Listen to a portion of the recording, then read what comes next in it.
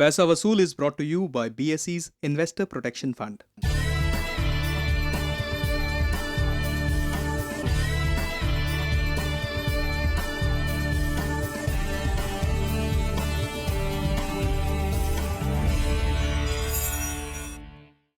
नमस्कार, आपके चहीते कार्यक्रम की एक और पैसा वसूल कड़ी में मैं करुणा आप सभी का स्वागत करती हूं।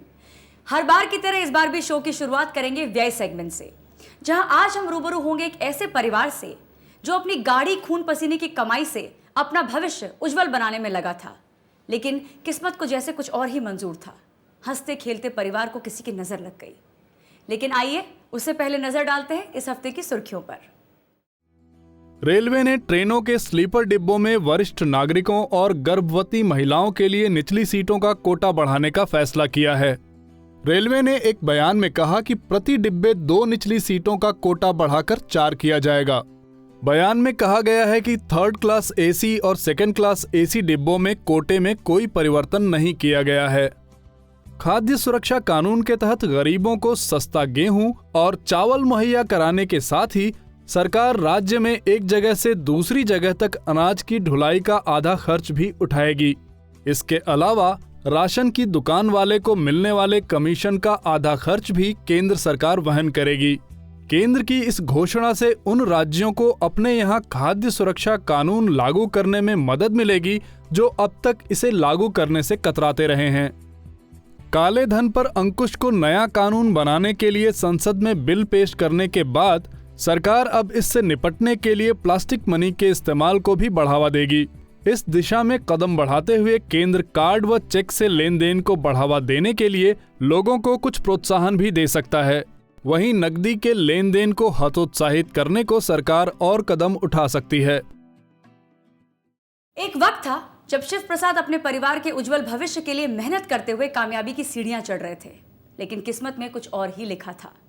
शिव प्रसाद और उनके परिवार की आर्थिक स्थिति के उतार चढ़ाव भरे सफर को जाना हमारे संवाददाता आशीष तिवारी ने।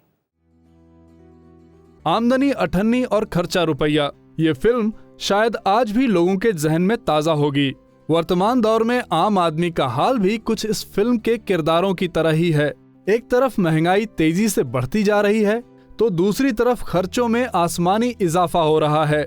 ऐसे में अगर घर का मुखिया ही किसी भयानक रोग से पीड़ित हो जाए तो उस परिवार पर क्या बीतेगी। जरा सोचिए, हमारी आज की कहानी भी एक ऐसे शख्स की ही है। मूल रूप से उत्तर प्रदेश स्थित प्रतापगढ़ के रहने वाले शिव प्रसाद विश्वकर्मा पेशे से एक बढ़ई हैं। परिवार में बड़े होने के नाते उनके पिता की मौत के बाद पूरे परिवार की जिम्मेदारी उन पर आ गई। सबके अच्छे भविष्य के लिए और उनके खर्च को पूरा करने के लिए उन्होंने दिन रात एक कर दिया और जहां काम मिलता वहां जुट जाते थे। कारपेंटर का किधर काम मिलता है उधर जाता हूँ, करता हूँ। इधर मिला, यूपी मिला, कहीं मिला, काम करता रहता हूँ। 4 बच्चों के पिता शिव प्रसाद ने भी आम अभिभावकों की तरह बच्चों को कोई कमी ना हो, वो अच्छी शिक्षा से वंचित न रह जाएं, इसके लिए जी तोड़ मेहनत की। इस सब के बीच शिव प्रसाद की मां को कैंसर हो गया। एक तो पहले से ही खस्ता आर्थिक हालात से जूझ रहे शिव प्रसाद पर तो मानो मुसीबत का पहाड़ ही टूट पड़ा। उस पर से शिव प्रसाद को अपने बच्चों के भविष्य की चिंता खाए जा रही थी। पिताजी जब गुजर गए थे हमारे, तो पैसे का थोड़ा प्रॉब्लम हुआ था। माँ को लीवर कैंसर था, उसको केम से कराया था, तो पित्त की थैली में था और उसको काट के निकाल दिया। 13-14 साल जी, कुछ उनको तकलीफ नहीं हुआ। टाटा में ट्रीटमेंट चलता था, कैसा करके अपना मैनेजमेंट करता था। जो मैं कर रहा हूँ, मेरे बच्चे इससे अच्छे जगह में जाएं, अच्छा काम करें, अच्छा से रहें और अच्छा जीवन व्यतीत करें। जो मैं कम पैसे में काम करता हूँ या हर चीज़ करता हूँ, ये सब ना करना पड़े उनको, क्योंकि आजकल के बच्चे जो हैं ये सब काम नहीं कर पाएंगे या नहीं कर पाते हैं। तो इसके लिए हमें ये सोचा था कि पढ़ लिख करके आज के फ्यूचर के हिसाब से, अपना भविष्य के हिसाब से सोचे और अपने भविष्य के हिसाब से चले। एक भारतीय पत्नी की तरह राजमती ने भी अपने पति का साथ हर मुश्किल समय में बखूबी निभाने की कोशिश की। अपने बीते दिनों को याद कर राजमती बताती हैं कि उनकी आर्थिक स्थिति ठीक न होने के कारण वो भी घर का काम करने के लिए खेतों में मजदूरी करती थीं, जिससे घर के जीवन उपयोगी चीजें इकट्ठी करने में कोई कमी ना आए। पति मेरा कमाने वाला अकेला था, वो बीमार है और उसी से खर्चा चलता था। अभी बेटे हमारे दोनों पढ़ रहे थे और लड़की कमा रही है, उसी के कमाने से खर्चा मेरा कैसा चल रहा है यहाँ का, बॉम्बे का और मुल्क का। हम लोग को खर्चा पानी ज़रूरत पड़ती थी तो हम राशन पानी बेच के अपना खर्चा चला लेते थे। गेहूँ चावल धान यही सब बोते हैं, उसी को बोते हैं, उसी को काटते हैं, उसी को पीट के घर में रखते हैं, उसी को खाते हैं। खर्चा पानी को प्रॉब्लम होता है तो उसी को बेच के अपने घर का खर्चा हम लोग चलाते हैं। घर को किसी तरह संभालते हुए दिन कट रहे थे और कुछ दिनों की मेहनत आखिर रंग लाई। शिव को लगा कि अच्छे दिन आने वाले हैं, पर किस्मत में तो कुछ और ही लिखा था। एक दिन शिव की अचानक तबीयत खराब हो गई और डॉक्टर ने बताया कि उनको भी कैंसर है। ये बात जानने के बाद तो मानो विश्वकर्मा परिवार पर मुसीबतों की आंधी ही चल पड़ी। एक तो पहले से ही खस्ता हाल परिवार को समझ ही नहीं आ रहा था कि इस मुसीबत से कैसे पार पाएं।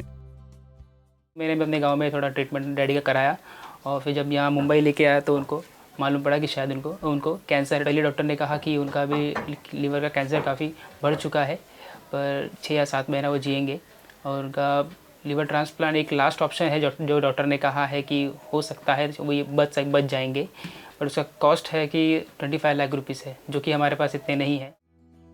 अपने पिता को इस हालत में देखकर उनके बड़े बेटे रमेश कहते हैं कि उन्हें लगा जैसे उनके नसीब में खुशियां लिखी ही नहीं। वो दिन उनको याद है जब अपने बच्चों की खुशियों को पूरा करने के लिए उनके पिता दिन रात मेहनत करते थे, और ऐसा भी दिन आ गया है कि वो अपने पिता की मदद करने में असमर्थ हो गए हैं। पर रमेश ने हार नहीं मानी है और पैसों के बंदोबस्त में रात दिन एक कर रहे हैं। मैं यहाँ वहाँ फाइनेंशियल इकट्ठा करने के लिए ट्राई कर रहा हूँ कि शायद उनकी थोड़ी बहुत मैं पैसा इकट्ठा करके उनकी जान बचा सकूँ, क्योंकि कॉस्ट ज़्यादा है। 1-2 लाख रुपया नहीं है कि शायद कोई मुझे दे दे। कॉस्ट है 25 लाख रुपीस, जो एक आम इंसान के पास इम्पॉसिबल चीज़ है, बट मैं ट्राई कर रहा हूँ कि शायद उनकी जान बच जाए। बेटे के इस भागम भाग भरे समय में घर का खर्च निकालने के लिए उनकी छोटी बेटी काम कर रही है, जहां से उसको पगार के रूप में 10,000 रुपए मिल जाते हैं। इससे बमुश्किल घर चल पाता है। निवेश के नाम पर उनके पास कुछ नहीं है, बस मुंबई में एक घर है और गांव में खेती के लिए कुछ जमीन। फिलहाल के दिनों में परिवार चलाने और उनके दवा के खर्च को वहन करना मुश्किल हो चला है। आइए चलते हैं हमारे आर्थिक विशेषज्ञ के पास और लेते हैं शिव प्रसाद की आर्थिक स्थिति पर उनकी राय। हाँ, तो शिव प्रसाद जी, पहले तो जितना भी इनकम आ रहा है, जो 10,000 रुपीज़ पर मंथ बता रहे हैं, उसमें से मिनिमम 3 मंथ्स से 3 to 4 मंथ्स 3 से 4 महीने का आप हाउस होल्ड एक्सपेंसेस जो है उसको कंटिजेंसी फंड, जो हम बोलते हैं इमरजेंसी फंड के तरफ आप थोड़ा रख लीजिए, ताकि कभी कहीं पे भी कुछ अर्जेंसी में कुछ पैसे की ज़रूरत पड़े या किसी को और बीमारी आए या कहीं पे भी कोई ज़रूरत पड़े तो आप उस पैसे का इस्तेमाल कर सकते हैं। सेकेंडली, जो 10,000 रुपीज़ आ रही है उसमें से जितना हाउस होल्ड एक्सपेंसेस होने के बाद जो पैसे बच रहे हैं उसकी आप एक SIP शुरू कर सकते हैं। जो भी 1,000-2,000 रुपीज़ की आप SIP मिनिमम अमाउंट जो आप डाल सकते हो वो शुरू कर सकते हैं। बैलेंस फंड में आप शुरू कर सकते हैं। और आपकी बेटी की पूरी फाइनेंशियल प्लानिंग अभी से वो शुरू कर सकते हैं। उनके सारे गोल्स जो हैं उनके एजुकेशन के लिए, घर के फ्यूचर सेविंग्स के लिए, आपकी रिटायरमेंट प्लानिंग के लिए अभी से अगर उन्होंने सेव करना शुरू किया जो भी 1,000 रुपीज़ पर मंथ के हिसाब से, तो भी काफ़ी अच्छा कॉर्पस अक्यूमुलेट हो जाएगा। सेकेंडली, मैं ये कहूँगी कि एक मेडिकल कवर वो ज़्यादा ज़रूरी है अभी, जो पूरे फैमिली को कवर कर सके। एक family floater plan around 5 lakh rupees का अगर आप ले लें तो मिनिमम 5 to 6,000 का वो आ जाएगा, तो पूरी फैमिली को कवर हो सकता है उसमें। जो भी आपके बाकी के बच्चे, जो 2 बच्चे हैं जो अभी पढ़ाई कर रहे हैं, वो जैसे ही कमाना शुरू करें तो उनको भी एक ही राय अभी से आप दे सकते हो कि पहले से ही जैसे इनकम आए वैसे ही मिनिमम 1000 रुपीज़ से भी वो SIP में अपना पैसा डालते रहें, ताकि वो एक मैनर फॉर्म करेंगे, एक रेगुलर मैनर फॉर्म करेंगे तो 5 साल, 10 साल, 15 साल, 20 साल तक के जितने भी उनके गोल्स होंगे वो सारे वो अच्छी तरह से अक्यूमुलेट कर सकते हैं। इस तरह से पूरी फाइनेंशियल प्लानिंग कर सकते हैं। लास्ट में ये कहूँगी कि जो आपकी बीमारी है उसके लिए अगर आप अभी जहाँ पे आपके जो डॉक्टर जिससे आप कंसल्ट कर रहे होंगे या कहीं पे ट्रीटमेंट ले रहे होंगे, ज़रा एक बार वहाँ पे आप एक बार कंसल्ट करिए कि जो राजीव गांधी जीवन आरोग्य प्लान है जो गवर्नमेंट ऑफ महाराष्ट्र ने अराउंड 35 डिस्ट्रिक्ट्स के लिए शुरू किया है, जो yellow ration card, orange ration card या तो फिर अन्नपूर्णा कार्ड होल्डर है उनके लिए ये स्कीम शुरू की गई है। तो अगर आप ये जो 970 बीमारी जो सर्जरीज़ है उसमें कवर होती है, तो आप अपना चेक करवा सकते हैं वहाँ पे कि आपकी बीमारी वहाँ पे अगर कवर हो रही है तो उसके तहत आपको अराउंड 1,50,000 पर एनम तक का कवरेज मिल सकता है वहाँ से। तो एक आप वहाँ पे ज़रूर इंक्वायरी कीजिए। बाकी जितनी भी आपकी फ़ाइनेंशियल प्लानिंग मैं कहूँगी जो शुरू करनी है वो आपके बच्चों की इनकम से ही शुरू होगी। तो बहुत अच्छी तरह से अगर वो प्लान करना शुरू करें तो अच्छे से पूरी फ़ाइनेंशियल प्लानिंग हो सकती है। अगर आप भी हमारे व्यय सेगमेंट का हिस्सा बनना चाहते हैं या अपनी आर्थिक समस्याओं पर हमारे फाइनेंशियल एक्सपर्ट से सलाह लेना चाहते हैं तो हमें ज़रूर ईमेल करें। हमारा ईमेल आईडी है paisavasool3@gmail.com। वक्त हो चला है शो के पहले ब्रेक का। ब्रेक के बाद जानेंगे अगर जीवन बीमा लैप्स कर जाए तो आपको क्या करना चाहिए। आप बने रहिए हमारे साथ।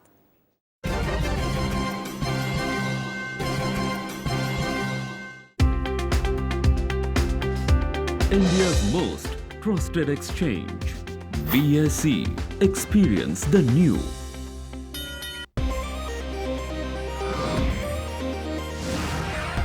India's fastest currency derivatives exchange is here. BSE CDX, powered by Bolt Plus.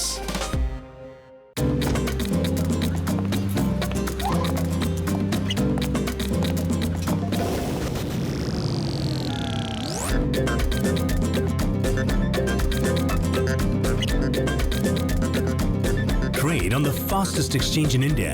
BSE. Experience the new. To benchmark against Sensex is to benchmark against 30 best Indian companies. I am Dinesh Thakkar. I am associated with BSE since 1987. Come, feel the financial pulse of the nation. S&P BSE Sensex, India's index, the world tracks. Increase your playing field. Introducing S&P BSE 100, India's most broad-based derivatives traded index.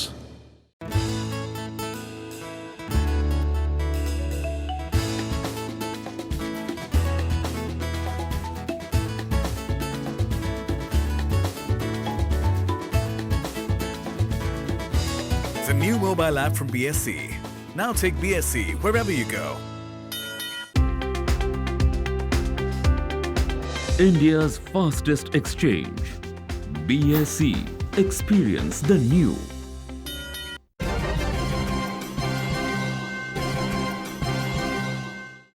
Break के बाद स्वागत है आपका। इस भागदौड़ भरी जिंदगी में कई बार लोग अपनी जीवन बीमा पॉलिसी का प्रीमियम भरना भूल जाते हैं, जिसकी वजह से उनकी पॉलिसी लैप्स कर जाती है। अगर आपकी जीवन बीमा पॉलिसी लैप्स कर जाए तो आपको क्या करना चाहिए, हम बता रहे हैं इस रिपोर्ट में। लोग अपने परिवार के लिए उनके न रहने पर वित्तीय कठिनाइयों का सामना न करना पड़े, इसके लिए उचित मात्रा में अपना जीवन बीमा कराकर रखते हैं। इसके लिए ये जरूरी है कि वो अपनी पॉलिसी का प्रीमियम नियमित रूप से भरते रहें। हालांकि आपको प्रीमियम भरने के लिए ग्रेस पीरियड भी मिलती है। अगर आपने ग्रेस पीरियड में भी प्रीमियम नहीं भरा तो आपकी पॉलिसी लैप्स हो जाती है। सालाना, छमाही और तिमाही प्रीमियम पेमेंट वाली पॉलिसी के लिए ग्रेस पीरियड 30 दिन और मंथली रिन्यूअल वाले में 15 दिन का ग्रेस पीरियड होता है। इसको उस साल के बाद 5 साल के भीतर रिवाइव किया जा सकता है जिस साल प्रीमियम पहली बार मिस हुआ हो। लैप्स्ड पॉलिसी रिवाइव करने के लिए 5 साल तक जमा हुए प्रीमियम को ब्याज सहित चुकाना होता है। इंश्योरेंस कंपनी बहुत सारे फैसिलिटीज़ देती है कि आप हर हाल में पॉलिसी चालू रख पाएँ। तो अगर आप वो उसे कहते हैं ग्रेस पीरियड, आपकी जो ड्यू डेट है उसके बाद 1 महीने तक आपको ग्रेस पीरियड मिलता है। उसके दौरान अगर आप प्रीमियम पे करते हैं तो पॉलिसी को कुछ नुकसान नहीं होता है, पॉलिसी आपकी इन फोर्स रहती है।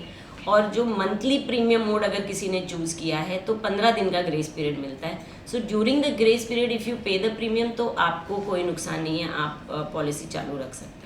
ड्यू डेट आपकी क्रॉस होने के बाद अगर 6 महीना भी गुजर जाता है, उसके बाद जो पीरियड चालू होता है जिसमें आपको रिवाइवल के प्रॉपर फॉर्मेलिटीज़ करनी पड़ती हैं, वो थोड़ा सा नहीं कोई भी पॉलिसी होल्डर उसमें पहुंचे तो अच्छा रहेगा, बिकॉज उस पीरियड में रिवाइव करना मानिए आपको पॉलिसी पूरे नए सिरे से शुरू करनी पड़ती है। आपको गुड हेल्थ का फॉर्म भर के देना पड़ता है, यानी सेल्फ डिक्लेरेशन की मेरी हेल्थ कैसी है, और उसके बाद भी अगर इंश्योरेंस कंपनी को लगा कि आपका फर्दर मेडिकल चेकअप होना चाहिए तो फर्दर मेडिकल चेकअप होगा, और जो पॉलिसी लेने के शुरुआत में जो कंडीशंस डाली गई थी वो सब लागू हो जाएंगी। जानकार कहते हैं कि जैसे ही पॉलिसी लैप्स होती है वैसे ही आपके 90% बेनिफिट खत्म हो जाते हैं। पॉलिसी पेड अप मोड में आ जाती है, यानी कि आपने जितने भी प्रीमियम भरे हैं और जितने भरने थे उस अनुपात में सम अश्योर्ड भी घट जाते हैं। अगर आपने 3 साल तक प्रीमियम भर दिए हैं तब पॉलिसी पेड अप में आती है और आपको थोड़े बहुत रिड्यूस्ड सम एश्योर्ड के बेनिफिट्स भी चालू रहते हैं फिर भी। मगर अगर आपने 3 साल तक प्रीमियम नहीं भरा है तो आपको कोई भी बेनिफिट नहीं मिलेगा। विशेषज्ञों के अनुसार अगर कोई व्यक्ति किसी कारणवश प्रीमियम भरने में अक्षम रहता है तो उसे अपनी उसी पॉलिसी पर लोन लेने चाहिए ताकि ये पॉलिसी चालू रहे। आपको ये बात भी समझनी होगी कि जिस पीरियड में पॉलिसी लैप्स रही थी उस दौरान जारी किया गया एनुअल बोनस आपको नहीं मिलेगा, भले ही आप पॉलिसी को रिन्यू करा लें। इसलिए अपनी पॉलिसी को चालू रखने में ही समझदारी है। अक्सर लोग अपनी फाइनेंशियल प्लानिंग अपने बच्चों की पढ़ाई, शादी और घर खर्च के हिसाब से करते हैं, लेकिन तब क्या जब आप किसी गंभीर बीमारी के शिकार हो जाएं, तब आप क्या करेंगे? हमारे एक्सपर्ट आपको बता रहे हैं कि किस तरह से करें आप अपनी समुचित फाइनेंशियल प्लानिंग, जिसका लाभ आप किसी भी गंभीर परिस्थिति में उठा सकते हैं। बीमारी के वजह से होने वाले दवाइयों के और हॉस्पिटलाइजेशन के खर्चे की वजह से हम लोगों का जो फाइनेंशियल प्लानिंग है वो पूरी तरह से तहस नहस हो सकता है। इससे बचने के लिए हम लोगों ने प्रॉपर तरीके से हेल्थ इंश्योरेंस और हेल्थ कवर का सपोर्ट लेना बहुत ज़रूरी है। हेल्थ इंश्योरेंस लेते समय हम लोगों को कुछ बातों का ध्यान रखना चाहिए। ऐसा कहते हैं कि prevention is always better than cure. इसका मतलब यह है कि अगर कोई बीमारी जो भविष्य में होने वाली है उसके बारे में अगर हमें अभी से पता चल जाए तो हम उस बीमारी से बहुत अच्छी तरह से निपट सकते हैं। इसके लिए हमारे पास preventive health checkup plans available हैं। इन प्रिवेंटिव हेल्थ चेकअप प्लान्स को अगर हम लोगों ने प्रॉपर तरीके से यूज़ किया तो हम लोग रेगुलर तौर पे हमारे अलग अलग बीमारियों के जो रिपोर्ट्स है वो पहले से ही चेकअप करके निकाल सकते हैं और उससे निपटने के लिए हमारे पास अच्छी सुविधाएं अपने आप को उपलब्ध करके दे सकते हैं। इसके साथ साथ इनकम टैक्स के सेक्शन 80D के तहत इसका एक 5,000 रुपये तक का डिडक्शन भी अवेलेबल है। प्रिवेंशन के बावजूद अगर हमें कोई बीमारी हो जाती है और उसके वजह से कोई हॉस्पिटलाइजेशन हो जाता है तो उससे बचने के लिए हम लोगों के पास मेडिक्लेम होना बहुत ज़रूरी है। मेडिक्लेम लेने से आप इनकम टैक्स की धारा 80D के तहत अपने इनकम टैक्स को भी बचा सकते हैं। पहले 80D में 15,000 का ये जो मर्यादा था उसको बढ़ाकर अब उसे 25,000 तक नए बजट में बढ़ाया है। ये तो ऐसी बात है जैसे आम के आम और गुठलियों के दाम। इसके अलावा हम लोगों को और एक तीसरी बात ज़रूर ध्यान में रखनी चाहिए, वह है कि हमारे पास क्रिटिकल इलनेस कवर भी होना चाहिए। जनरली बड़ी बीमारियों में जैसे कि हार्ट अटैक है या किडनी फेल्यूर है या स्ट्रोक है, कैंसर है, ऐसी बड़ी बीमारियों में हमारे बहुत सारे खर्चे बढ़ जाते हैं। ऐसे में अगर हम लोगों ने क्रिटिकल इलनेस पॉलिसी अगर ले ली है तो ऐसे बड़ी बीमारियों में अगर हमें ऐसी कोई बीमारी डिटेक्ट हो जाती है तो वो डिटेक्ट होने के बाद 30 दिन के बाद हम लोगों को एक बड़ा सा अमाउंट जो है क्रिटिकल इलनेस कवर में से मिल सकता है, जिससे कि हम इन बीमारियों को निपटने के लिए जो खर्चे हैं उन खर्चों को आसानी से उठा पाएँ। क्रिटिकल इलनेस कवर से आपको इनकम टैक्स में अभी तो कोई राहत नहीं है, लेकिन इसकी ज़रूरत बहुत है, क्योंकि इससे आपके फ्यूचर में बढ़ने वाले खर्चों को आप आसानी से निपट सकते हैं। इसके अलावा आपके पास एक पर्सनल एक्सीडेंटल प्लान भी होना ज़रूरी है, क्योंकि कभी कभी दुर्घटना होने के वजह से जो शारीरिक व्यंग स्थायी या अस्थायी रूप का हो जाता है, उससे निपटने के लिए अगर आपको पर्सनल एक्सीडेंटल प्लान आपके पास होगा तो डेफिनेटली आपका परिवार पूरी तरह से सुरक्षित होगा किसी भी तरह के दुर्घटना के वक्त। शो में रुकेंगे एक और ब्रेक के लिए। ब्रेक के उस पार है हमारा दूसरा सेगमेंट आए, जहां आज हम आपको मिलवाएंगे एक ऐसे एंटरप्रेन्योर से जिन्होंने अपने शौक को जिंदगी जीने का जरिया बना डाला।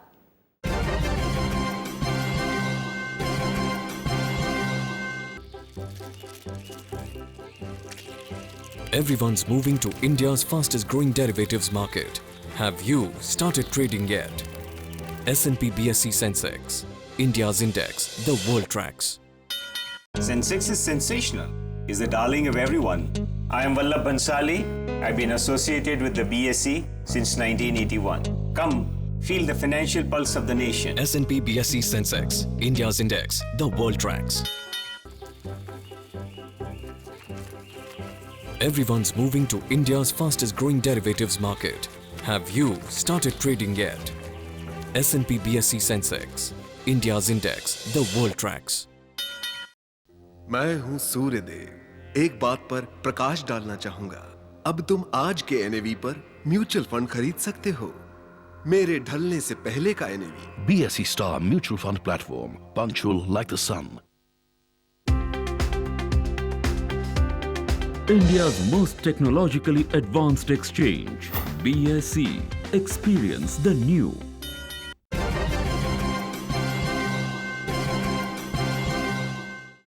ब्रेक के बाद स्वागत है आपका आपके चहीते कार्यक्रम पैसा वसूल में, जहां हम आ पहुंचे हैं इस हफ्ते के एंटरप्रेन्योर सेगमेंट में। यूं तो गुजराती संस्कृति ने देश को एक से बढ़कर एक उद्यमी दिए हैं, लेकिन क्या हो अगर उनकी रंग रंगीली डांडिया ही हमारे इस हफ्ते के एंटरप्रेन्योर को उनकी बसी बसाई नौकरी छोड़ सारे देश को शुद्ध डांडिया नृत्य सिखाने पर आमादा कर दे। आइए मिलते हैं जिगर सोनी और उनके बहु पुरस्कृत परिवार से, जिन्होंने डांडिया को देश तक ही नहीं बल्कि विदेश तक भी पहुंचाया है। आज जब बड़ी बड़ी बहुराष्ट्रीय कंपनियों में नौकरी करने के लिए लोग क्या नहीं करने को तैयार हैं, कुछ ऐसे भी हैं जो लीक से हटके वो करने में लगे हैं जिससे कि वो जिंदगी में अपना एक नया मकाम हासिल कर सकें। मुंबई के जिगर सोनी भी देश में तेजी से बढ़ते उन नए नवेले प्रोफेशनल्स की श्रेणी में जुड़ गए हैं जो अक्सर अपने दिमाग को दिल पे हावी नहीं होने देते, और आज वो कर रहे हैं जो उनके समाज में लोग छुट्टियां मिलने पर कभी साल में बड़ी मुश्किल से एक आध बार ही कर पाते हैं। जिगर देश के उन गिने चुने गरबा प्रशिक्षकों में से एक बन गए हैं जो सालों से इसकी शुद्धता बनाए रखते हुए देश ही नहीं बल्कि विदेशों में भी अब तक सैकड़ों हजारों गरबा प्रेमियों को गरबा खेलना सिखा चुके हैं, और अभी तो ये शुरुआत भर है। मुझे अगर कुछ मेरी लाइकिंग का करना है तो मुझे खुद मेरा टाइम मैनेज करना पड़ता है, तो मैं हमेशा से टाइम मैनेजमेंट को बहुत ज़्यादा अहमियत देता हूँ। किस तरीके का क्वालिटी टाइम मैं यूज़ करूँ, वही करते करते एक डिटर्मिनेशन था मेरे में कि नहीं ये करना है तो मुझे ही करना है। कोई मुझे ये नहीं बोलेगा कि मेरे पास कुछ घंटे एक्स्ट्रा है तुम यूज़ कर लो, मुझे मेरे जो 24 घंटे उसमें से मुझे सब यूटिलाइज करना था, और वही डिटर्मिनेशन ने मुझे यहाँ तक सपोर्ट किया है। जब भी मैंने मेरा MBA ख़त्म किया था 98 में, मेरी कॉलेज वो सपोज टू बी इंडिया की टॉप 10 कॉलेजेस में से एक आती थी, तो काफ़ी सारे इनफैक्ट मेरे जो कॉलेज के डायरेक्टर थे, मैं यूनिवर्सिटी को रिप्रेजेंट करने के लिए नेशनल लेवल पे जा रहा था, कंपटीशन में पार्ट लेने के लिए रांची जाना था मुझे, तो मेरे डायरेक्टर ने मुझे एक बड़ी लंबी स्पीच सुनाई थी कि आप इंडिया के टॉप कॉलेज में आप MBA कर रहे हो और आप ज़ाती कर रहे हो इतनी वैल्यूबल सीट के साथ कि आप लोग मरते हैं यहाँ पे एडमिशन लेने के लिए और आप डांस कंपटीशन में पार्ट लेने जा रहे हो। तो मैंने बोला मुझे इवैल्यूएट करने दीजिए, बिकॉज मुझे सब कुछ लाइफ में बैलेंस करना है, कि मुझे ऐसा नहीं करना कि खाली पढ़ाई में मैं एक्सीलेंट हो जाऊँ और बाकी ये सब में मेरा कॉम्प्रोमाइज़ करते रहूँ। तो हाँ, लोग शॉक हो जाते हैं, बिकॉज गरबा में जब हमें देखते हैं तभी हम एक कंप्लीट इंडियन आउटफिट में होते हैं, ऑफिस के काम में जाते हैं तो सूटेड बूटेड, तो दो अलग अलग सेट ऑफ लोगों के साथ मैं इंटरेक्ट करता हूँ, तो दोनों को जब मालूम पड़ता है कि मैं ये रोल में भी हूँ तो एब्सोल्युटली एक सरप्राइज फैक्टर डेफिनेटली होता है।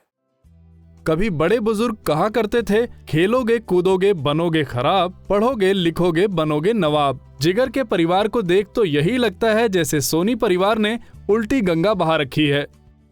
मैंने पहले से बोल दिया था, जो करना है करो, मगर पढ़ाई जो है वो मस्ट, वो तो हमको चाहिए। आप बिलीव नहीं करेंगे, सूरज जब भी छोटा था तभी कांदिवली में 4 बजे तक नवरात्रि चलती थी।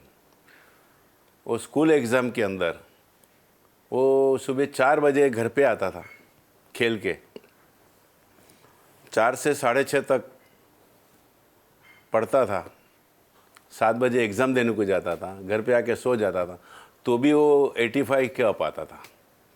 तो फिर उसको हमको खेलने के लिए हम ना नहीं बोल सकते कि भाई तुम खेलो मत।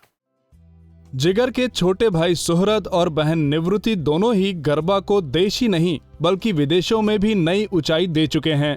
और बात जब गरबा में स्पर्धा की हो तो सालों से सोनी परिवार का पुरस्कार पर एक छत्र राज रहा है और चोटी की स्पर्धा भाई बहन के बीच ही रहती है। सबसे पहले मैंने गरबा करना शुरू किया जब मैं 4th स्टैंडर्ड में था। एंड जिगर और मेरी बहन निवृत्ति है जो ऑलरेडी एस्टेब्लिश्ड गरबा डांसर्स थे तभी, क्योंकि हमारा एज गैप काफ़ी है, तो वो ऑलरेडी सब जगह पे प्राइज जीतते थे, मॉम डैड उनको लेके खेलने जाते थे और मैं उनको देखते रहता था। तो, सच बोलूँ तो शुरू में मुझे गरबा के लिए कोई प्रेम नहीं था, कोई पैशन नहीं था, बट एक बात ये हो गई थी कि मॉम डैड के लिए ऐसा था कि भाई बड़े 2 भाई बहन कर रहे हैं तो तुझे भी तो गरबा करना पड़ेगा, तू अगर गरबा नहीं करेगा तो कैसे चलेगा। शुरुआत एक्चुअली ऐसे हुई थी कि जाता था इनके साथ खेलने, धक्के लगते थे तो बाहर निकल जाता था, मुंह चढ़ाए खड़ा रहता था कि मुझे ये डांस नहीं करना है। बट धीरे धीरे करता गया, देखता गया एंड मुझे एक लगाव बढ़ते गया।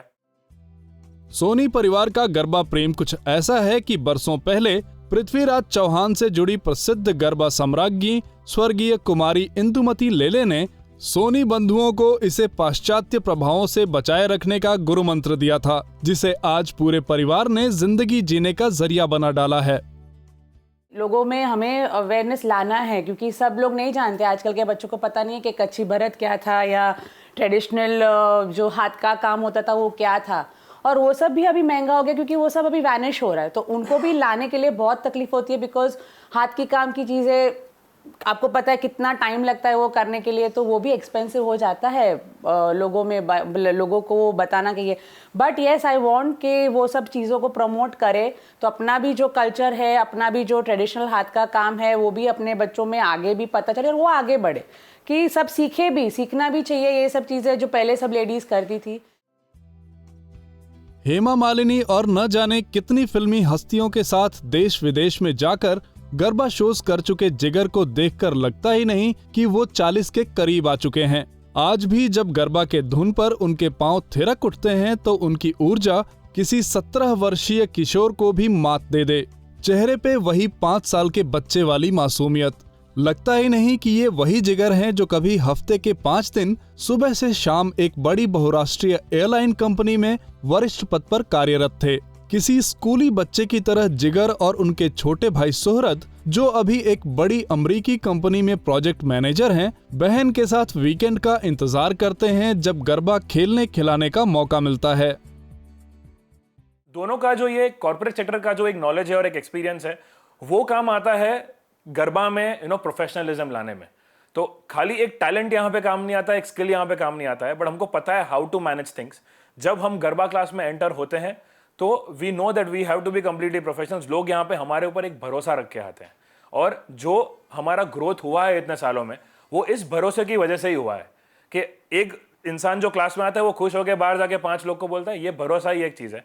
और इसी की वजह से प्रोफेशनलिज्म का इंपॉर्टेंस जो है हमारी लाइफ में हमेशा से था, और हमेशा हमने रियलाइज किया कि क्लास में 1 hour we have to focus on that part and we have to forget कि हमारा बाहर भी कोई जॉब है या कोई कॉर्पोरेट सेक्टर है।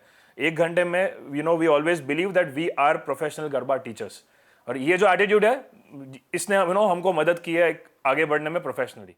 पेरेंट्स ने इतना सपोर्ट बचपन से एक अच्छे वैल्यूज डाले थे डांस को लेके, क्योंकि हम लोग खाली एंजॉयमेंट के लिए ही जाते थे वहाँ पर। सो वो कभी वो अंदर का तो वो रहा ही नहीं है कि उनसे मैंने काफ़ी सीखा है, मेरे से शायद इन्होंने बहुत सीखा है, छोटे भाई ने जो भी है। So it's been a very good experience बचपन से लेके अभी तक का, क्योंकि एंजॉय करते थे, बस वही मोटो था लाइफ में कि डांस को एंजॉय करना है और फोक को आगे लेके जाना है। यूं तो जिगर और शोहरत के बीच भाइयों वाली स्पर्धा रहती है, पर एक दूसरे को बेहतर करने के लिए। यहाँ तक कि इंग्लैंड के ट्रफाल्गर स्क्वायर में भी दोनों ने अपने गरबा का डंका बजा दिया। जहाँ लोग सालों एक दूसरे से स्पर्धा कर पहुँचते हैं, वहाँ इन्हें निमंत्रित किया गया और वहाँ के गरबा प्रेमी इन दोनों के थिरकते कदम देख खुद को नाचने से नहीं रोक सके। हम दोनों भाई ऐसे थे कि जिन्होंने कोई एप्लीकेशन नहीं किया था, ऑडिशन नहीं दिया था, और मेयर ऑफ लंदन के ऑफिस से हमको इनविटेशन मिला था कि आप लंदन में हो and we want you all कि आप ट्रफाल्गर स्क्वायर में आओ, आप अपना परफॉर्मेंस दो और आप यहाँ के क्राउड को गरबा सिखाइए। ये हमको इनविटेशन आया था ऐसी इवेंट के लिए जहाँ पे लोग सामने से अप्लाई करते हैं जो वहाँ के लोकल्स है, और हम यहाँ से इंडिया से फर्स्ट टाइम गए थे। सो ये चीज़ जो है मुझे बहुत ही एक प्राउड फीलिंग लगा, कि हम यहाँ पे इंडिया में लोग फॉरेन के डांसेस और वेस्टर्न डांसेस को अडॉप्ट कर रहे हैं, और हमको ये गर्व फीलिंग हुआ कि हम इंडियन ट्रेडिशनल डांस को वहाँ पे लंदन में 30,000 लोगों के सामने डेमोन्स्ट्रेट करके आए हैं। एक्चुअली इट इज वो इवेंट जो है वो वर्ल्ड्स बिगेस्ट दिवाली फेस्टिवल गिना जाता है। सोनी परिवार ने गुजराती संस्कृति की सुविख्यात सौगात लोक नृत्य गरबा को पेशेवर स्तर तक ला दिया है। आलम यह है कि जिगर की धर्मपत्नी ललिता, जो कि आशा जोगलेकर और पंडित बिरजू महाराज जैसी महान हस्तियों से कथक सीख आई हैं, यहाँ आते ही गरबा के रंग में ऐसी रंगी कि आज जिगर की न सिर्फ जिंदगी बल्कि बिजनेस में भी पार्टनर हैं और नन्हे बच्चों और उनकी माओ को गरबा के गुर सिखाती हैं। हम लोग जब भी साथ मिले थे और हम लोग ने जब भी शादी करने का तय किया था, तभी से मे भी हम लोग का कनेक्ट एक ही था, डांस। तो हम लोग दोनों का सेम विजन था डांस के बारे में, तो कुछ तो करना है डांस के सिलसिले में। ऑफ कोर्स 10-12 साल पहले हम लोग को इतना ही पता था कुछ तो करना है, हम लोग को ये नहीं पता था क्या करना है, पर उसी विजन की वजह से हम लोग दोनों साथ में आए थे। तो इसी वजह से शायद मैं समझ पाती हूँ जब भी ये इतने पैशनेट है डांस के बारे में, तो वो डांस में एक्सेल कर पाएंगे, क्योंकि 9 to 5 जॉब वाले लोग 5 बजे के बाद में अपने जॉब के बारे में नहीं सोचते। ये जिगर ऐसे है जो मैं उनको देखती हूँ तो पूरा दिन वो डांस के बारे में सोचते हैं, अपने विजन के बारे में सोचते हैं, रात रात तक जग के लोगों से मिलके जो भी उनको आगे बढ़ाना है उसके हिसाब से वो सोचते हैं। तो आई थिंक अगर इतना पैशन कोई एक काम में होता है तो वो काम में आप 100% सक्सेसफुल हो ही जाते हो। सो मेरा हमेशा से पूरा सपोर्ट उनके लिए है। कभी मुंबई के नामी गरबा मंडलों से साल दर साल गरबा में अव्वल स्थान प्राप्त कर पुरस्कार स्वरूप सैकड़ों ग्राम सोना जीत चुके जिगर और उनके भाई बहन ने गरबा को एक नई पहचान दी है। यही वजह है कि इनके शिष्यों की संख्या जो महज कुछ साल पहले 10-20 थी, वो आज बढ़कर हजारों में चली गई है और देश ही नहीं विदेश तक इनकी गूंज फैली हुई है। बहरहाल आइए लेते हैं एक और ब्रेक। ब्रेक के बाद आएगा हमारा तीसरा सेगमेंट संचय, जहां आज हम जानेंगे कि म्यूचुअल फंड में बेंचमार्क का क्या है महत्व।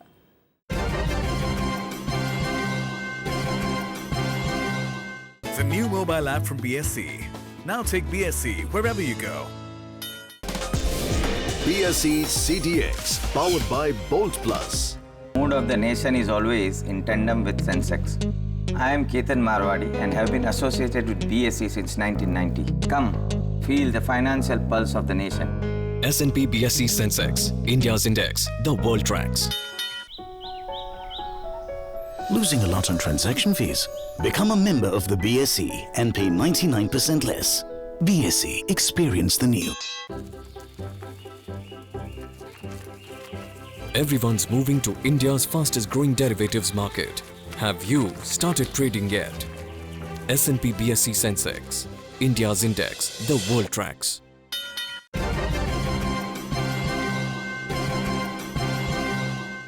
ब्रेक के बाद स्वागत है आपका। हमने आज तक आपको कई तरह के म्यूचुअल फंड्स के बारे में बताया है। आज हम आपको बताएंगे क्या और क्यों जरूरी है म्यूचुअल फंड बेंचमार्क। वित्तीय सुरक्षा सुनिश्चित करने के लिए म्यूचुअल फंड में निवेश करना एक बेहतरीन विकल्प है।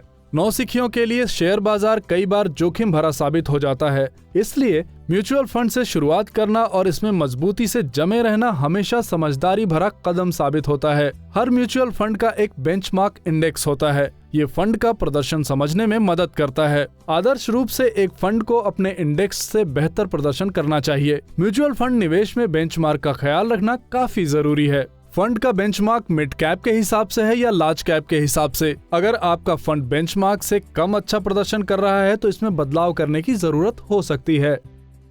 म्यूचुअल फंड बेंचमार्क बेसिकली एक आप रेफरेंस पॉइंट कह सकते हैं, रेफरल टूल कह सकते हैं या रेफरल पॉइंट कह सकते हैं, जिसके साथ आप म्यूचुअल फंड स्कीम के रिटर्न्स का कंपैरिजन कर पाएंगे। लार्ज कैप के लिए देखा जाए तो आपके पास BSE सेंसेक्स है, NSE निफ्टी है, आपके पास BSE 200, BSE 500 है, और डाइवर्सिफाइड इक्विटी और लार्ज कैप के लिए ये स्कीम्स है, इनके साथ हम कंपेयर कर पाते हैं।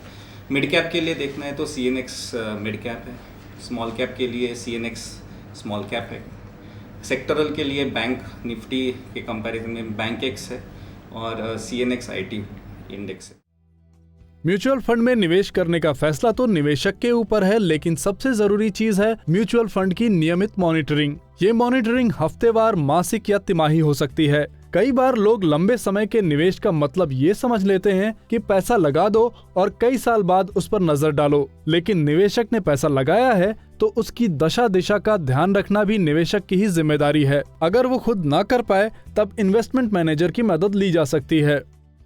इससे हमको ये पता चल सकता है कि ये फंड आपके जो म्यूचुअल फंड स्कीम ने जो रिटर्न दिए है उसके कंपेयर उन्होंने बेंचमार्क से ज़्यादा दिए है कि कम दिए। ज़्यादा दिए तो हम इसको ओवर परफॉर्मेंस बोलते, कम दिए तो अंडर परफॉर्मेंस बोलते, एंड सेम रिटर्न्स दिए तो फिर भी अंडर परफॉर्मेंस ही बोलते हैं। ये अंडर परफॉर्मेंस क्यों बोलते हैं? बिकॉज ये एक्टिवली मैनेज फंड्स है। म्यूचुअल फंड में निवेश करने से कर बचाने में भी मदद मिलती है। इसके अलावा कुछ विशेष फंड्स में निवेश कर आप धारा 80C के तहत कर लाभ ले सकते हैं। लाभांश यानी डिविडेंड का पैसा सीधा निवेशक के हाथ में पहुंचता है, जो कर मुक्त होता है।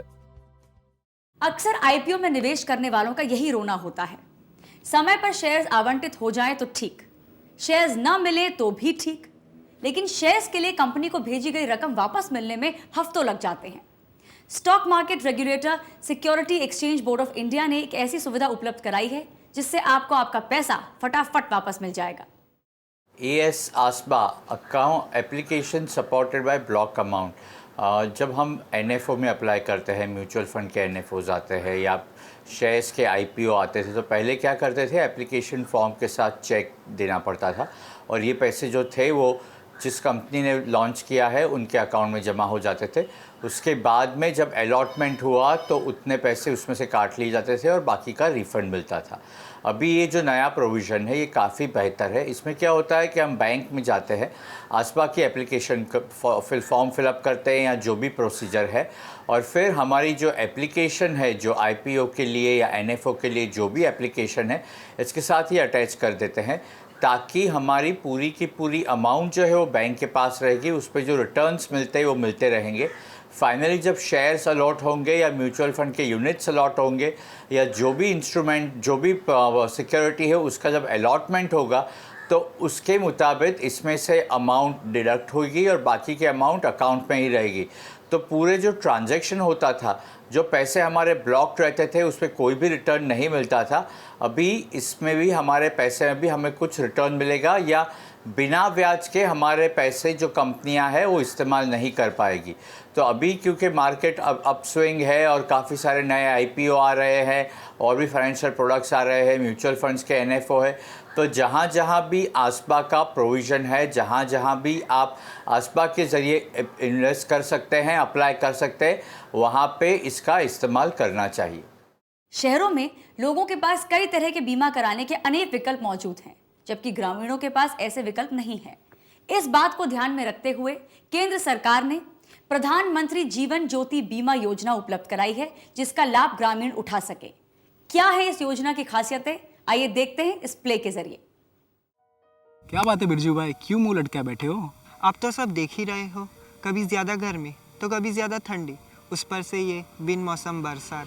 बात तो तुम्हारी भी सही है, पर फसलों का तो बीमा करा रखा है ना, फिर किस बात की चिंता? अरे हाँ, बीमा से याद आया, अपना बंटी कोई बीमा के लिए बता रहा था, कोई तो प्रधानमंत्री बीमा है जो हम जैसे ग्रामीणों के लिए है। हाँ भाई, मैंने भी सुना है कि हमारी सरकार एक योजना ला रही है जो कि हम जैसे कम आय वाले लोगों के लिए वरदान साबित होगी। तुमको पता है तो मुझे भी बताओ ना, क्या है ये योजना? अरे क्यों नहीं बिरजू, भारत सरकार हम जैसे ग्रामीण और कम आय हुए लोगों जिनके पास बीमा कोई साधन नहीं है उनके लिए प्रधानमंत्री जीवन ज्योति बीमा योजना ला रही है। अच्छा, क्या खासियत है इस योजना की, यह तो बताओ। इसकी सबसे बड़ी खासियत ये है कि इसका सालाना प्रीमियम 330 रुपये है, जो कि रोज का 1 रुपये से भी कम है, और इसमें आपको 2 लाख तक का रिस्क कवर मिल सकता है। सबसे बड़ी बात, आपकी मौत प्राकृतिक या अप्राकृतिक दोनों रूप में ये बीमा आप पर लागू होती है। अच्छा, इसके लिए उम्र क्या होनी चाहिए? कोई भी भारतीय नागरिक जिसकी उम्र 18 वर्ष से ज़्यादा और 50 वर्ष से कम हो, साथ ही उसका किसी बैंक में अकाउंट हो, वो इस योजना का लाभ ले सकता है। पर भाई, इसको लेंगे कैसे, ये तो बता दो। इसके लिए आपको अपना आधार कार्ड अपने अकाउंट से लिंक कराना होगा। उसके बाद किसी भी public sector general insurance company में जाकर 1 जून से पहले आपको फॉर्म भर देना होगा। प्राइवेट कंपनियां भी इस योजना को दे सकती है, बशर्ते उसका किसी पब्लिक सेक्टर बैंक से टाई अप होना चाहिए। भाई, और भी कुछ फ़ायदे हैं क्या, वो भी बता दो अभी। हाँ है ना, इसमें सेक्शन 80C के तहत टैक्स में भी छूट दी गई है। यार रघु, आज तो तुमने मेरी आंखें खोल दी। आज पता चला हम जैसों के लिए भी अच्छी योजना है। धन्यवाद रघु, कल सुबह जाकर मैं फॉर्म भर देता हूँ। शो में वक्त हो गया है अंतिम ब्रेक का। ब्रेक के बाद हम लौटेंगे आप ही में से कुछ दर्शकों द्वारा पूछे गए सवालों और उनके जवाब के साथ। देखते रहिए पैसा वसूल।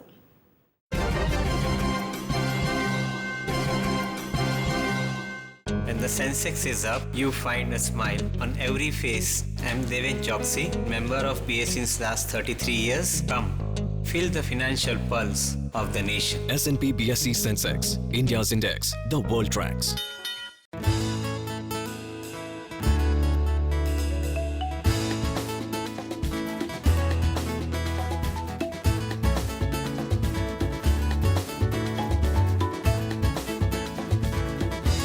The new mobile app from BSE. Now take BSE wherever you go. BSE CDX, powered by Bolt Plus. Everyone's moving to India's fastest growing derivatives market. Have you started trading yet? S&P BSE Sensex, India's index, the world tracks. Losing a lot on transaction fees? Become a member of the BSE and pay 99% less. BSE, experience the new. The Sensex is a daily diary of the Indian dream. I'm Ramesh Damani and I have been associated with the BSE all my life. Come, feel the financial pulse of the nation. S&P BSE Sensex, India's index, the world tracks.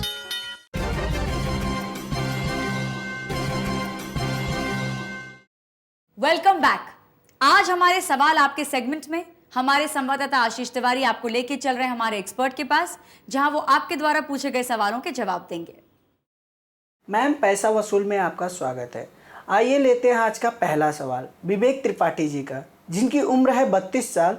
ये bank में job करते हैं, जहां पे पगार के रूप में उनको 16,000 रुपये मिल जाती है। इन्होंने अपनी पत्नी और बेटी के नाम पे 20 लाख रुपए का इंश्योरेंस ले रखा है। इनका यह सवाल है कि इनके बचे हुए पैसे को कहाँ निवेश करें जिससे इनकी और इनकी फैमिली की ज़िंदगी सिक्योर हो। तो विवेक जी, जब आप अपने फैमिली के भविष्य और सिक्योरिटी की बात सोचते हैं तो 3 बातें ज़रूरी हैं। पहले ज़रूरी बात ये है कि आपको अपने फैमिली के भविष्य के बारे में सोचकर ये जानना ज़रूरी है कि आपके डॉटर और आपकी वाइफ के भविष्य आपके होने या न होने पे निर्भर है। तो आपके जीवन की बीमा कराना सबसे पहले और सबसे अहम और ज़रूरी बात होती है। तो अगर आप 25 या 50 लाख का बीमा सबसे पहले कराएं तो वो बहुत ज़रूरी होगा आपके लिए। दूसरी ज़रूरी बात जब आप अपने भविष्य और फैमिली के भविष्य का सोचते हैं वो ये भी होती है कि आपके हेल्थ का इंश्योरेंस या बीमा किया हुआ है आपने या नहीं।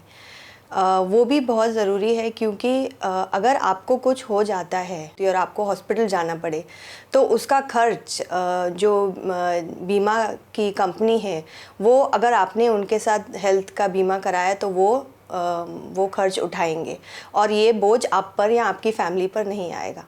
फिर ये दोनों जो बातें आपने देख ली, जीवन बीमा और आपके हेल्थ का इंश्योरेंस कराने की बात, उसके बाद आप निवेश करने के सोच सकते हैं। उसके लिए बहुत सारे आपके लिए ऑप्शन या तरीके हो सकते हैं। विवेक जी, उसमें पहला तरीका ये हो सकता है कि आप हर मंथ बैंक में एक रिकरिंग डिपॉजिट कराएं, या फिर आप हर मंथ कोई म्यूचुअल फंड में भी पैसे डाल सकते हैं। तो ये तीसरी बात ज़रूरी है। आइए लेते हैं आज का दूसरा सवाल नाजिया अली जी का। इनकी उम्र है 26 वर्ष और यह सेंट्रल गवर्नमेंट की एम्प्लॉय हैं जो कि आगरा में अभी काम कर रही हैं। इनको 30,000 रुपये मासिक वेतन मिलता है, जिसमें से 10,500 रुपये एनुअल टैक्स के रूप में कट जाता है। इन्होंने अभी तक कोई भी इंश्योरेंस पॉलिसी नहीं ली है। इनका सवाल यह है कि ये अपने टैक्स को कैसे बचाएं और अपने फैमिली को कैसे सिक्योर रखें। तो नाजिया जी, ये बहुत अच्छी बात है कि आप 26 वर्ष की उम्र में ही अच्छी नौकरी पर लग गई और अच्छी सैलरी कमा रहे हैं। जहाँ तक इंश्योरेंस की बात आती है, ये जानना आपको ज़रूरी है कि आपकी फैमिली अगर आप पर डिपेंड करती है, आपके सैलरी पर डिपेंड करती है, तो आपको एक अच्छा टर्म इंश्योरेंस कवर ले लेना चाहिए। टर्म इंश्योरेंस कवर इसलिए क्योंकि वो सबसे सस्ता और सरल तरीका है आपको इंश्योरेंस लेने का, और वो आप पर भारी भी नहीं पड़ता। लगभग 5-6 हज़ार रुपये में आपको 25 लाख तक का टर्म इंश्योरेंस मिल जाएगा। दूसरी बात मेडिक्लेम या मेडिकल इंश्योरेंस की आती है। आजकल मार्केट में फैमिली फ्लोटर जैसे मेडिकल इंश्योरेंस भी निकले हैं। वो आपके साथ साथ आपकी पूरी फैमिली को कवर करते हैं, तो वो भी आप सोच सकते हैं लेने के लिए। लाइफ इंश्योरेंस या टर्म कवर और मेडिकल कवर, ये दोनों के तरफ जो आप पैसे निवेश करेंगे वो आपको रिस्क कवर भी देंगे, इंश्योरेंस कवर भी देंगे, और वो आपके टैक्स सेविंग की तरफ भी जा सकते हैं, तो इससे आपको दुगना लाभ होगा। इसके अलावा आप इक्विटी लिंक्ड सेविंग स्कीम्स भी चूज़ कर सकते हैं, उनमें भी निवेश कर सकते हैं। Equity linked saving schemes basically 3 साल के लिए लॉक इन स्कीम होती है, और उसमें निवेश किए हुए पैसे आपके लिए टैक्स बचा सकते हैं। आइए लेते हैं आज का आखिरी सवाल अर्जुन गिल जी का। यह एक प्राइवेट कंपनी में काम करते हैं, जहां पे पगार के रूप में इनको 8,000 रुपये मिल जाते हैं, जिसमें से 6,000 रुपये घर खर्च में निकल जाते हैं। बाकी बचे 2,000 रुपये ये कहाँ निवेश करें जहां से अच्छा रिटर्न मिले? तो अर्जुन जी, आपका सवाल जो है कि अब ये 2,000 रुपये बचे हैं, इसको किस तरह निवेश करना चाहिए, यहाँ फिर ये बात ज़रूरी आती है कि निवेश करते वक्त हमें पहले ये सोचना है कि हमारे सैलरी पर जो हमारी फैमिली निर्भर है, पहले उनका भविष्य कैसे हमें सेव करना है या सिक्योर करना है। तो इसके लिए निवेश करने से पहले टर्म इंश्योरेंस या लाइफ इंश्योरेंस की तरफ अगर आप अपना ध्यान दें तो बेहतर रहेगा। अगर आपकी एज पे आप 10 या 12 लाख का इंश्योरेंस कवर, जो टर्म इंश्योरेंस जिसे कहते हैं, वो लेना चाहें तो वो काफ़ी सस्ता, लगभग 500 रुपये प्रति महीने या अराउंड 5 या 6 हज़ार रुपये में आपको सालाना की रकम में मिल जाएगा। अब ये तो हुई 500 रुपये की बात हर महीने की। इसके अलावा जो आपके 1,000 या 1,500 बचते हैं, अगर आप समझिए इनको या बैंक आरडी या फिर आपने कोई म्यूचुअल फंड, इक्विटी या बैलेंस म्यूचुअल फंड में डाले, तो लगभग 4-5 साल अगर आप लगातार डालते गए तो आपको अच्छी खासी रकम जमा हो जाएगी। यहाँ पे ये बात ज़रूरी है कि आप ये लगातार अपने पैसे निवेश करते रहे, ना कि थोड़ी बार करके, थोड़ी टाइम करके फिर छोड़ दिया जाए। तो यहाँ पर आपके लिए 2 बातें ज़रूरी है। एक तो ये जीवन बीमा जो आपको कराना है, आपकी उम्र के हिसाब से आपको काफ़ी सस्ते में फ़िलहाल टर्म इंश्योरेंस मिल जाएगा। और दूसरी बात ये कि आप अपनी उम्र को देखते हुए बैंक आरडी, अगर आपको वो ज़्यादा पसंद आता है, यहाँ तो फिर म्यूचुअल फंड्स में भी आप निवेश कर सकते हैं। अक्सर घर में ज़रूरी कागजात खो जाने, चोरी हो जाने या फिर घर में आग लगने से नष्ट हो जाने का डर बना रहता है। ऐसे में सरकारी सेवा डिजिलॉकर आपकी इस टेंशन को कम कर सकती है। क्या है डिजिलॉकर और क्या है इसकी खूबियां, आइए जानते हैं इस रिपोर्ट के जरिए। आज हम सरकारी दफ्तर में जाएं या फिर किसी गैर सरकारी संस्थान में, सबसे ज्यादा परेशानी हमें कागजात को लेकर ही रहती है। कागजात का फोटोकॉपी करना पड़ता है, जिसके कारण समय और पैसे दोनों बर्बाद होते हैं। कभी कभार तो कागजात भूल जाने का भी डर रहता है। कभी कागज के खो जाने का डर, कहीं चोरी ना हो जाए या किसी कारणवश जलकर नष्ट ना हो जाए, इस बात का डर।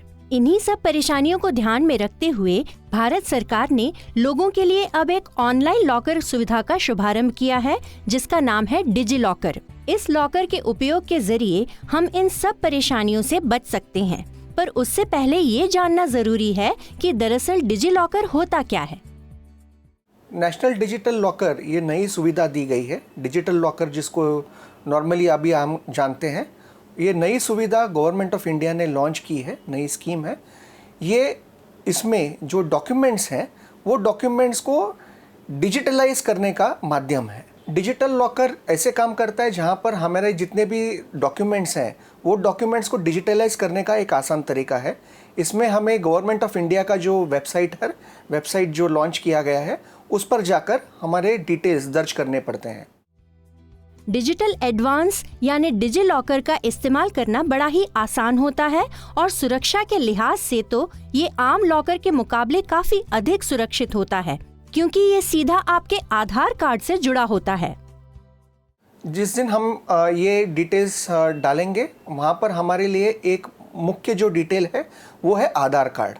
यदि हमारे पास आधार कार्ड है और आधार कार्ड पर जो मोबाइल नंबर दर्ज किया गया है, आधार कार्ड नंबर डालने के बाद एक कैप्चा कोड आता है। कैप्चा कोड डालने के बाद हमें एक OTP जिसको वन टाइम पासवर्ड दिया जाएगा, वो वन टाइम पासवर्ड जो हमारे मोबाइल पर आता है, जो रजिस्टर किया गया था आधार कार्ड लेने के वक्त, ये डिटेल्स डालने के बाद आप इस पर अपने डॉक्यूमेंट्स अपलोड कर सकते हैं। जहाँ पर इतने सारे फर्जी डॉक्यूमेंट्स फ्लोट होते हैं मार्केट में, वहाँ पर अपने डॉक्यूमेंट्स को एक ऑथेंटिकेट करने का एक आसान तरीका है। दूसरा, जहाँ पर हम अलग अलग सुविधाओं के लिए अलग अलग डिपार्टमेंट्स में जाते हैं, वहाँ पर ये डॉक्यूमेंट्स आसानी से हर एक डिपार्टमेंट जो है आसानी से ये वेबसाइट से ले सकते हैं। अलग अलग वेबसाइट पर जब हम डॉक्यूमेंट्स अपलोड करते हैं वो ऑथराइज नहीं है गवर्नमेंट ऑफ इंडिया के तहत। जब गवर्नमेंट ऑफ इंडिया ने ये जो लॉन्च किया है, यहाँ पर जितने भी डॉक्यूमेंट्स हम अपलोड करते हैं ये ऑथेंटिकेट हो जाते हैं, यानी जितने भी फर्जी डॉक्यूमेंटेशंस हैं ये आप अवॉइड कर सकते हैं। दूसरी बात, अलग अलग डिपार्टमेंट्स इसको एक्सेस कर सकते हैं।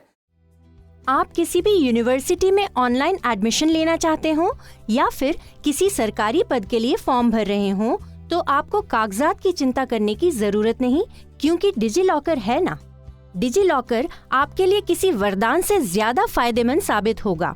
इस डिजिटल लॉकर में आप अपना certificate, result, passport, pan card सभी कुछ सुरक्षित रख सकते हैं और अपने साथ होने वाले किसी भी आशंकित धोखे या फर्जीवाड़े से बच सकते हैं।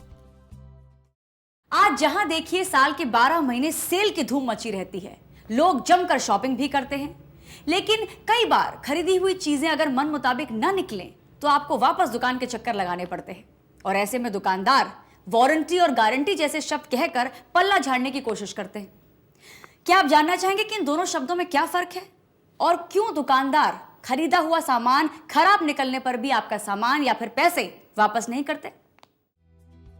आज हम बाजार से कुछ भी खरीदारी करते हैं तो चीजें ठीक रहीं तो बढ़िया, पर अगर उनमें कुछ खराबी आ जाए तो फिर मुसीबत। ऐसे में सबसे पहले हम यही जानना चाहते हैं कि उस सामान पर वारंटी या गारंटी कब तक की है, पर हमें ये पता नहीं होता कि वारंटी और गारंटी होता क्या है।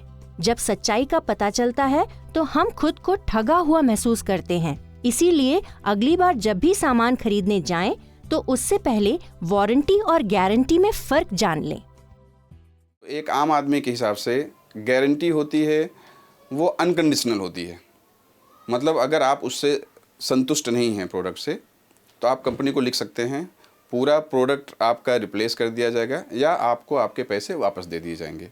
तो एक गारंटी जो होती है, आप समझ लीजिए कि थोड़ा सा वारंटी की अपेक्षा एक बेटर एश्योरेंस या प्रॉमिस होता है कंपनी के द्वारा। गारंटी ज़्यादातर अगर प्रोडक्ट में कुछ मैकेनिकल प्रॉब्लम है या उसके कुछ मैन्युफैक्चरिंग जिसको हम बोलते हैं, अगर उसमें कुछ प्रॉब्लम हो तो वो उस चीज़ को रिपेयर कर देते हैं, वो एंटायर रिप्लेसमेंट नहीं करते हैं या आपके पैसे वापस नहीं होते हैं। वारंटी कुछ सीमित समय के लिए नॉर्मली होती है कि 3 महीने या 4 महीने या 6 महीने। तो बेसिक फ़र्क ये होता है कि गारंटी में आपको प्रोडक्ट रिप्लेस करके भी मिलता है या आपको पूरे पैसे आपके वापस मिल सकते हैं। वारंटी में आपको चीज़ रिपेयर करके मिलती है या कोई पार्ट ख़राब हुआ तो उसको रिप्लेस करती है। ये वारंटी में आता है। वारंटी ज़्यादातर सीमित समय के लिए होता है। गारंटी इससे एक बेटर फुटिंग पे होता है। गारंटी में एंटायर प्रोडक्ट आपको रिप्लेस करके मिलेगा, या कुछ जगह पे ऐसा भी होता है कि अगर आप प्रोडक्ट के परफॉर्मेंस से संतुष्ट नहीं हैं तो आप प्रोडक्ट वापस भी कर सकते हैं। कंपनी आपसे क्वेश्चन नहीं करेगी और वो आपको नया प्रोडक्ट देगी या आपको पैसे आपके वापस मिल जाएंगे। कभी भी जब आप स्पेशली कोई प्रोडक्ट, आज की तारीख में एडवर्टाइजमेंट की वजह से हम लोग प्रोडक्ट खरीदते हैं, उसकी क्रेडिबिलिटी, उसकी विश्वसनीयता बढ़ती है। तो कभी भी जब हम खरीदते हैं, सिर्फ जो उसने मौखिक बोला होता है, मौखिक उसके एश्योरेंस पे भरोसा ना करके जो बिल्स होते हैं जो हम लेते हैं, उसमें वो कंडीशंस होनी चाहिए जो वो ओरल, जो मौखिक बोलते हैं कि इसकी गारंटी आप चिंता मत करो, क्योंकि वो कल को हो सकता है वो सेल्समैन या वो व्यक्ति वहाँ पे न रहे, तो कल को अगर आपको कंज्यूमर फोरम में जाना पड़ेगा इन्फोर्स करने के लिए गारंटी या वारंटी, तो उस समय सिर्फ वो जो शर्तें लिखी होती हैं वो महत्वपूर्ण होती है। तो वो शर्तों को, कोई भी प्रोडक्ट खरीदने के पहले उसमें जो शर्तें दी गई होती हैं वो ध्यान से पढ़िए। तो खरीदारी से पहले हम अगर ये जान लें कि हमें वारंटी में कंपनी कौन सी सुविधा देगी और गारंटी में कौन सी, तो हमें कोई भी धोखा नहीं दे सकता। हम उस वस्तु का इस्तेमाल सुरक्षित और लंबे समय तक कर पाएंगे। इससे न सिर्फ हम खुद को सुरक्षित रख पाएंगे बल्कि फालतू के खर्चों से भी बचे रहेंगे। आपको हमारा ये कार्यक्रम कैसा लग रहा है हमें जरूर बताएं। हमारा ईमेल आईडी है paisavasool3@gmail.com। आप हमें इस पते पर लिख भी सकते हैं। पैसा वसूल, 3rd फ्लोर, आदेश्वर आर्किड, अंधेरी कुर्ला रोड, अंधेरी ईस्ट, मुंबई 400093, इंडिया, TVC। अगले हफ्ते आपकी जेब से जुड़ी ऐसी ही कुछ और जानकारी और खबरों के साथ एक बार फिर हाजिर होंगे। तब तक के लिए नमस्कार।